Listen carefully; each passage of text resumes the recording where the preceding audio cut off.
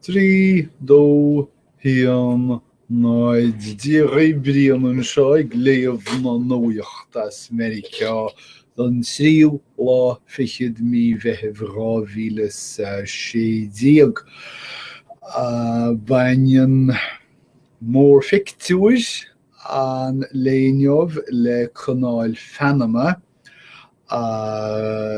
pictiúr din Baroque Valletta é agus é déanna a bhealaí trí den Canáil sé an long seo an chéad ceann de 6 long nua a thugtar Neo-Panamax orthab as cho mór agus atá siad.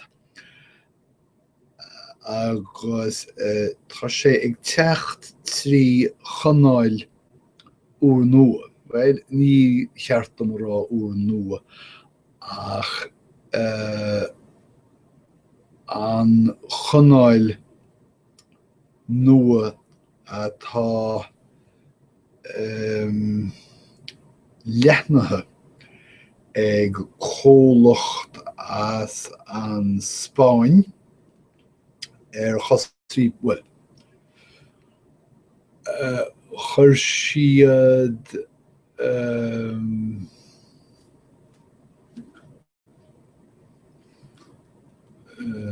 fan nigi second Tariscint. Chuir siad san Tariscint 3.1 milliún dollar isteach chun an Canáil leathnú ach manna bhfuil dul móram tá an price dúbailte ó hinne lé. Tá ag tuairt fiontar contúirteach an Canáil nua. Agus san alt é seo chuireann síos mar a dimhúil méadú na Canáile le réaltocht an domhan agus an Airgead. I ní na neachtraí lámhaí go léir i Meiriceá tá na déanlaithe tar éis Agóid sí a thosú I dteach na nionadaithe ag tuairt le fios nach bhfuil na poblachtánaí sásta éon rud a dhéanamh chun bheathe Saoránacht Mheiriceá a hábháil. Agus mar a hiagfaí leis an Agóid sí seo, tá sin a thiarthúthail gComhdháil Mheiriceá, na rúile búil agus na rirá ceart. Idir an dálín leanann an táin idir an pártaí déanlathach agus an pártaí poblachtánacha raibh níl an pártaí poblachtánacha sásta sríanta bith a chur le únéireacht gunnaí. Rud atá ag chur ferige agus ófáis locht an pártaí réanlaithe tá ag ceistú cén fá go mbeadh cead ag géine gan cogaíocht a bheith ina chéileh agus cho héasca agus tá sé daoine a bharú leis na gunnaí seo. Tíomh mó de theach na nionadaithe tá an rás an feachtas uachtaránachta ag leannacht raibh deir Hillary Clinton bhaile ó dhiairthe a gúil siise ré feibannaí Airgeadais Mheiriceá réiteach. ní léir inis conasaí an is seo, ach a laid tá sí ag admhail fearg na bhótóirí agus ón méid atá ráite faoin óráid seo bhaid sí deanna go mo leisciil a thug sí I néad céadaoin deir tugann an óráid le fios go mbeidh Clinton ag fíorú ó folasathe eacnamaíochta Barack Obama. Níl is go mór an eile faoi. Tá an chogaíocht ag leannacht a reis in Iráic ach is cosúil go bhfuil an lábhnúachtar á fáil ag rialtas na Híráice faoi láthir a Stát Islamach. Tá siad tar éis echeileh ghlacha Falluja agus mar a bhugann siad tríd an gcathair agus mar a ghlanann siad an chathair tá siad i teacht chuimhní cín na sráideannaí mar tá corp gan chloigne carn grúig ai ó na trodathe atá tar éis an grúig a bhéasóga a bheara le anas gur féidir le leathú isteach in san gnáphobal. Príosún carn cásannaí in áiríre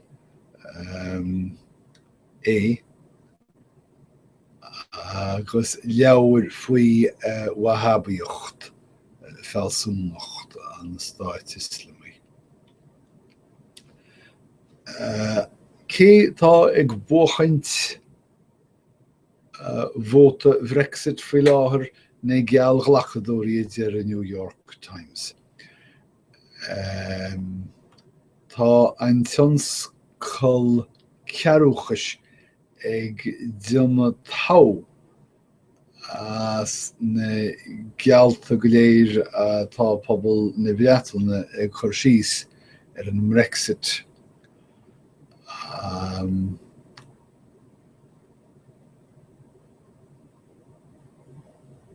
Os glíonn sé le scéal faoi air dar bennim David Howe atá Airgead chur síos aige go bhágaí an Teantas Orpach.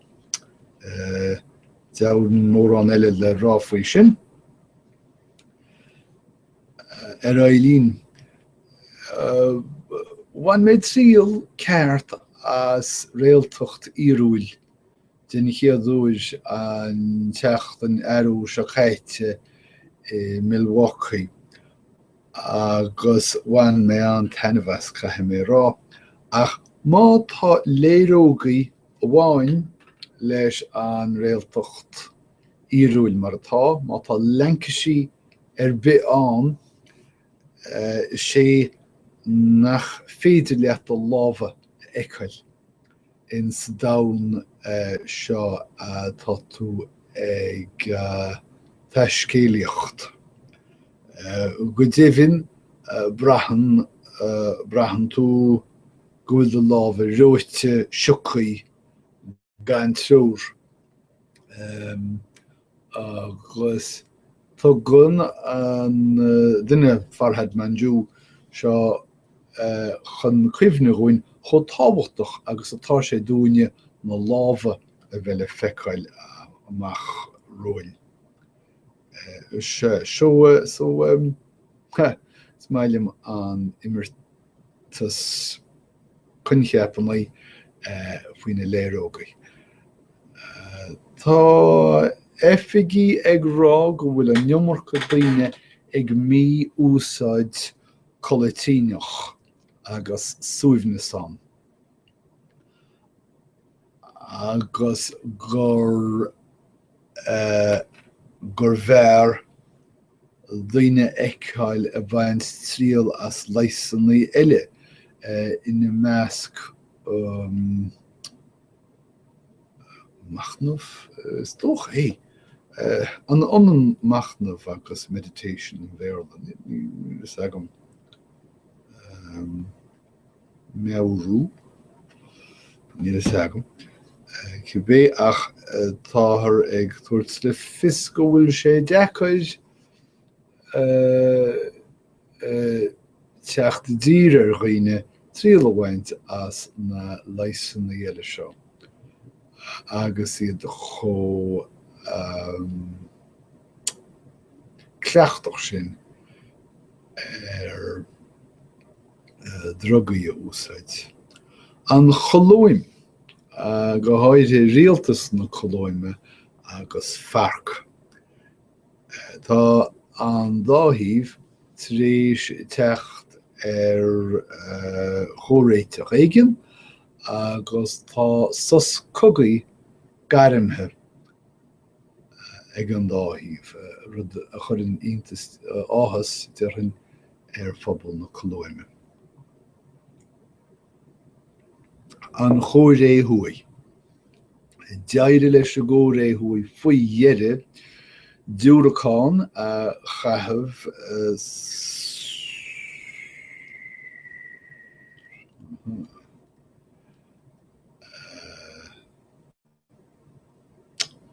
go cían iirte. Ní mailim sin. Ach, deir mé cían iirte an chéadúr dóibh é sin na dhéine tar éis 5 tep i ní a chéile. So cóghardis leis a ggóir é thuaidh. Tá sé an raic i Nua-Iarsaí áit nach bhfuil cáin ach ar éigean ar fetril agus tá Christy an ceanara na deipithirí ag tuairt le fios go gafar an cháin ardó sa Stáit Mise go mór ar son ardúchánach in Nua-Iarsaí. Mar tar an gceoil sé cáir ó na báise siadam súile agus chuirtí sé málartaí iompair ar iontain dhaoine rud a bhí ar chúlaintaine ag go is mód an phobal de phobal an Stáit go ar feabháid. Tá Stát Michigan ag chur an dlí ar nach maith rud ag bhfuil méid mar seo mar ar nó bheam henne féin leisce chur dlí ar chonraíthóirí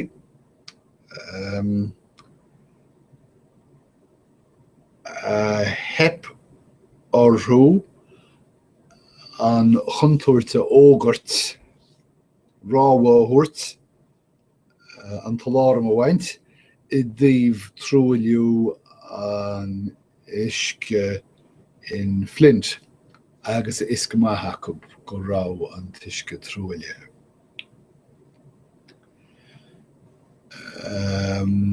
Trádáil olmhóir do na nix tréis Derek Rose áil.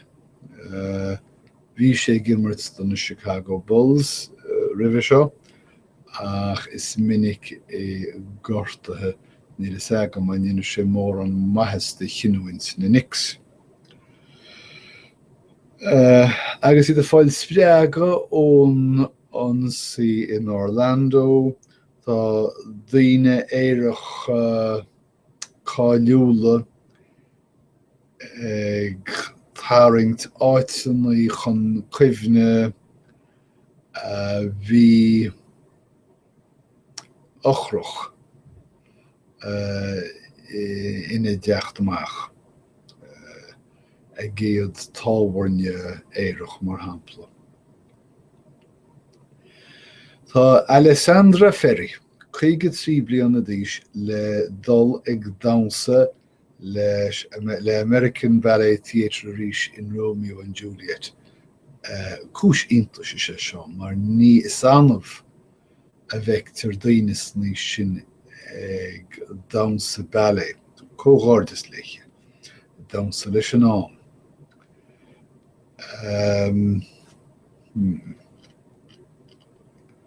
Aglog amach focail níos fearr seo Níl. Tá an nuachtána mionscrúdú na tepannaí Broadway, mar hampla American Psycho, Bright Star, Tuck Everlasting, agus Disaster, agus bheanaíonn Disaster mar hubaiste, caiimh Forlínta Scéalta deachas. Tá coláistí agus ollscoilní ag tuairt aghaidh súlaíochtaí níos airde ná riamh ó Mhic agus dá réir sin ag baint tríal as mónaí nua dealáil le imníochaí na Macléin ina measc costaisí árda, rátaí ísle céimnithe, sábháilteocht ar champais, agus expeditionaí do bhionlaí agus Mhic ó chúlraí thuarastal ísil. Agus sin iad na Scéalta móra don déardaoin an tríú láifichiid mí bheitheh 2016. Tásúla agam go bhain sibh tainmh nuair a laid tarbha as na baran nuíochta seo, agus tásúla agam go mbeidh muidir caint le chéile arís ar a bhfad go dtí sin sláán beannach déarbh go léir.